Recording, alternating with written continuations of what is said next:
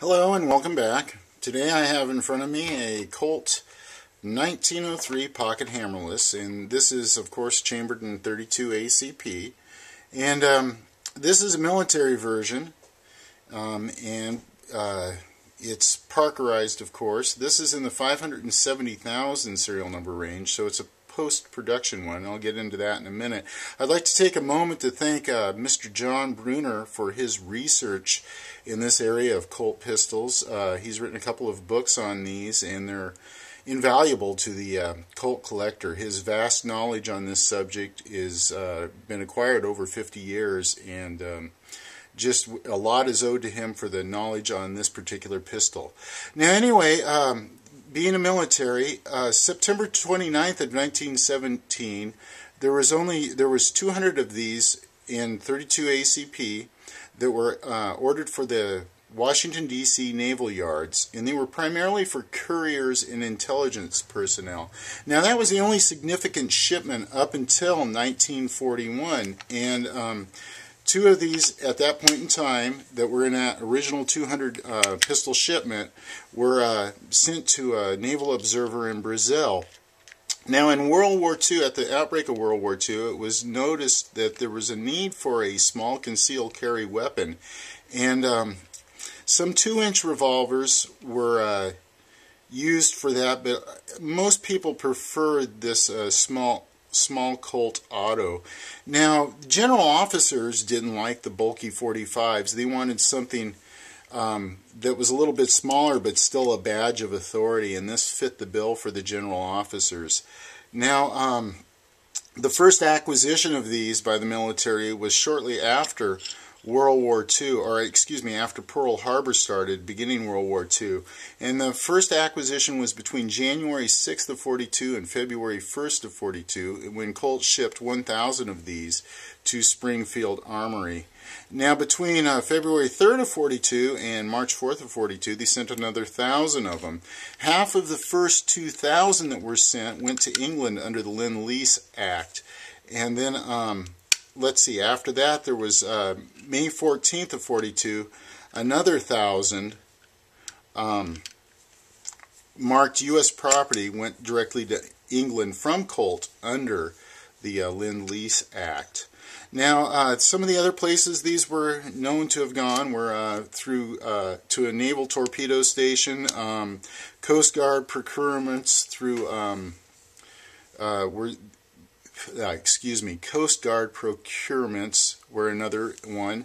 And between March 24th of 42 and January 25th of 43, 54 pistols went to Norfolk and Washington, D.C. naval yards.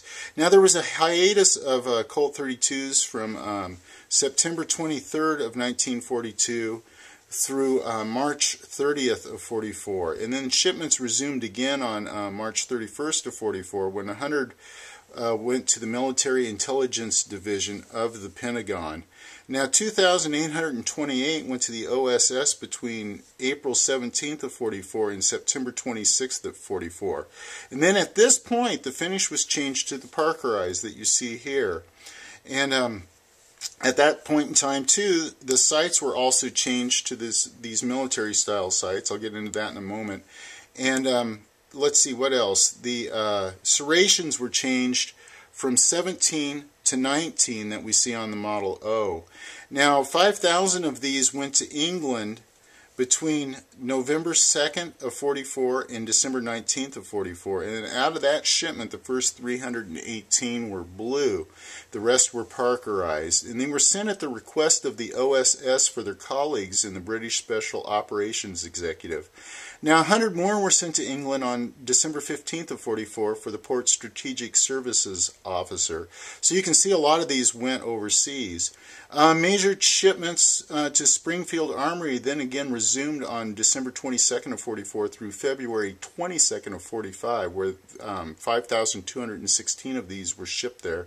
And odd little note, 2 went to the Army War College on January 20th of 45. So 504 also went to the Military Intelligence Service on February 20th of 45.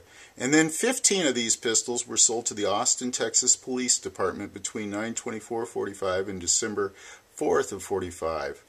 And of the 7,222 Colt 32s shipped to Springfield Armory, 2,500 of them were issued to general officers over the next 25 years. And some went to the CIA through the OSS, and the pistol showed up in a number of places. So anyway, this particular one that I have here is considered a version 5, or a Type 5, and it's in the 570,000 serial range, and this puts it, the serial range puts it into a post-production. Now what had happened was, at the end of World War II, many of the skilled laborers from Colt, it was time for them to retire, and because this took over 1,000 different steps, it needed a lot of skilled craftsmen, and Colt just didn't have the labor force at that point in time to be able to produce these. Plus, the machining or the tooling was worn out at that point in time, and it's expensive to retool. So, because of lack of demand and the end of World War II and where their labor force was in the tooling, it was the end of the line for the 1903 Pocket Hammerless. Now, as I mentioned, this is a Type 5, and what makes it a Type 5 is, of course, it's Parkerized. It now has the military sights, and if you've ever seen the sight picture on some of these older pistols, it is a tiny little sight picture. Now, this is more what we're used to today, with a square notch in the rear, squared off sights similar to the 45, and then this serrated front ramp on the front side here, and makes it a much more easily seen sight picture, and just much better improvement. Now, another thing that was done to it at this point in time too is this radius on the top of the slide has been reduced, and making it a flatter circle, or a flatter radius, which gives it a wider profile here on the side, more room for inscriptions, and that it makes it look a little bit better, in my humble opinion. Now, here we have the medallions on these grips, and if you watch the video from the 1923 version of this that is nickeled, I point out that the medallions are both forward facing, and in an effort to reduce cost, Colt took and went to one medallion. Now you can see this one on the left hand side is forward facing, as in the past, but this one on the right hand side now is rearward facing. So that's one of the other little differences, is Colt tried to make production a little less expensive. Now, I don't know if you're going to be able to see it in this or not, but there's probably not. I should have shown it to you while the frame was out. But now there is a magazine safety in this, and the pistol, I've just cocked it, of course, and it won't fire now if the magazine is out, as you can see there. And some of the other things about this is, well, I think that I pretty much covered it all. And this particular pistol has no ordnance stamps on it, so hard to know exactly where it went or what its history is, but it does have the U.S. property mark on it. And so you can see a nice late example here of a Type 5 1903 Pocket Hammerless, or a Model M, as it was known internally at Colt. And there you go, just another really cool pistol here in wonderful shape. You can see it still looks great today.